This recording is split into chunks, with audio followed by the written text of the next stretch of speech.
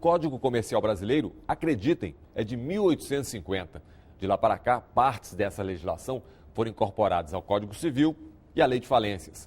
O Senado criou uma comissão de juristas para elaborar o anteprojeto de um novo Código Comercial. Nós estamos trazendo um Código Comercial que contempla todos os segmentos do âmbito comercial. A proteção, por exemplo, ao sócio minoritário, o sócio não controlador, é também uma das tônicas do atual anteprojeto. Nós estamos aqui valorando as regras que os próprios empresários, agentes econômicos estabeleçam para o regramento de suas relações. Direitos e deveres dos sócios, menos intervenção da justiça, respeito às regras do contrato. Uma legislação comercial com padrão internacional. Em discussão, começa agora. Lá na Espanha, eles elaboraram também um anteprojeto e esse anteprojeto levou quase 7 anos para ser apresentado. Nós aqui apresentamos o nosso trabalho em 180 dias, um prazo extremamente curto, mas nós aproveitamos muito bem esse prazo. Lá havia a colaboração de 60 experts. Eu acredito que, além de juristas, havia também economistas, contadores, eu não sei, não apurei isso. Aqui nós somos 19 juristas. Eles produziram, nesses quase 7 anos, um trabalho de 1.900 artigos e nós produzimos um trabalho de 1.102 artigos. Esta comissão, assim que constituída, ela se desdobrou em diversas subcomissões, 3 comissões transversais, 5 comissões temáticas, que trabalharam ao longo dos primeiros meses do prazo que foi concedido à comissão de uma forma exaustiva, detalhando cada um dos aspectos desse texto que estava minutado e que foi submetido a esse estudo profundo de cada uma das subcomissões, né? Depois tivemos, senhor presidente, 10 reuniões plenárias aqui da Comissão de Juristas, né, que sistematizaram, nessas reuniões sistematizaram, deram a forma final a esse trabalho das subcomissões. Este anteprojeto foi submetido, né, a consulta pública pelo portal E-Cidadania do Senado, né? Este foi o primeiro anteprojeto que foi objeto de consulta pública aqui no Brasil, né? Através desse instrumento da internet. Todos os demais anteprojetos já foram feitos sem esta consulta pública. Um ou outro adotou a sistemática de audiências públicas, mas não uma minuta que foi submetida a ampla discussão entre os membros da comunidade jurídica de todo o país, né? Isto só aumenta a responsabilidade desse nosso trabalho. O espírito de debate, de colaboração, voltado a um propósito único, foi o que prevaleceu. E esse propósito era um anteprojeto que traduzisse a expectativa da comunidade jurídica brasileira de ter uma legislação avançada. Se não revolucionário, como me disse há pouco o professor Arnoldo Valde, pelo menos evolucionária. E evolucionário é o nosso projeto de código, no sentido de contemplar o que há de mais moderno no mundo do direito comercial. Em minhas andanças país afora, do pequeno empresário ao investidor internacional, uma das questões unânimes que eu tenho ouvido é difícil investir no Brasil.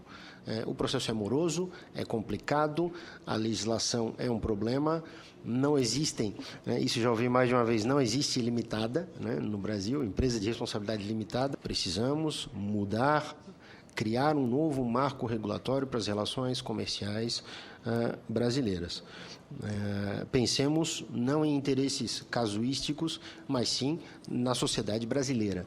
Me parece que muitas vezes se tenta manter o status quo para reservar determinadas posições em detrimento do progresso necessário para a simplificação, para a otimização, para termos mais segurança jurídica nas nossas relações comerciais. Aprendi que um sonho sonhado coletivamente se torna realidade. Hoje nós temos as 2 casas do nosso parlamento debatendo um novo Código comercial. Aqui não quer engessar ninguém, mas a gente trabalha. É preciso que o juiz do trabalho compreenda, de certa forma, a importância da empresa. Quando se condena um Bradesco, um Itaú, talvez não tenha problema, o banco facilmente repassa o lucro. Mas quando condena a pequena empresa, desconsidera a personalidade, atinge o sócio da sociedade limitada de capital no interior, ainda pequeno, as consequências são extremamente danosas, porque nós colocamos fim à empresa. Lembrando que quando atingimos o patrimônio da empresa e vamos atingir o dos próprios sócios, nós acabamos com a possibilidade até de recuperação da empresa. A primeira decisão que foi tomada pela comissão, acolhendo sugestão da subcomissão de crise, foi não trazer a lei de falência e recuperação judicial para dentro do Código Comercial, do projeto do Código Comercial. Essa foi uma decisão unânime na comissão e teve como causa a percepção de todos de que essa lei ainda está sendo digerida pela sociedade, é uma lei recente, e que não haveria por que tem uma pretensão à completude com um supercódigo, trazendo todas as leis já em funcionamento no Brasil para dentro dele. A segunda decisão importante que a comissão tomou foi fazer alterações pontuais na lei de recuperação judicial e de falência. Não trazemos a lei, mas não ignoramos o escopo dado pelo presidente do Senado a essa comissão, que era tratar, inclusive, de leis afins. A terceira dimensão do trabalho da comissão em relação à falência e à recuperação judicial foi a inserção dos princípios norteadores do direito falimentar e recuperacional e o tratamento inovador das falências transnacionais. Tudo isso são novidades do nosso projeto que não constavam da lei. Eu organizaria essas inovações a partir de 4 principais eixos temáticos. O primeiro, a simplificação da legislação empresarial.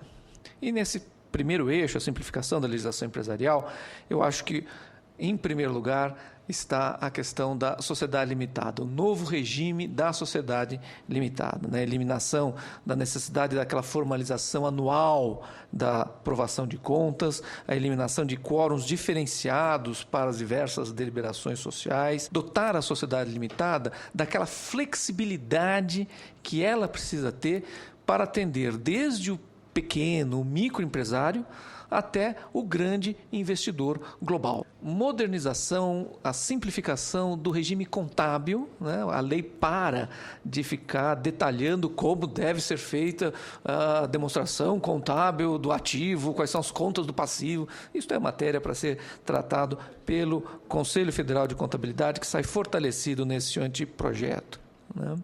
Um segundo eixo é a modernização da legislação empresarial. E aqui eu citaria como exemplo a documentação eletrônica, a segurança jurídica que o empresário passará a ter de substituir toda a sua papelada por arquivos eletrônicos, os atos societários eletrônicos, nós vamos poder ter verdadeiramente assembleias gerais virtuais, ou seja, não presenciais. O terceiro eixo, que me parece importante destacarmos, é o eixo do aumento da segurança jurídica.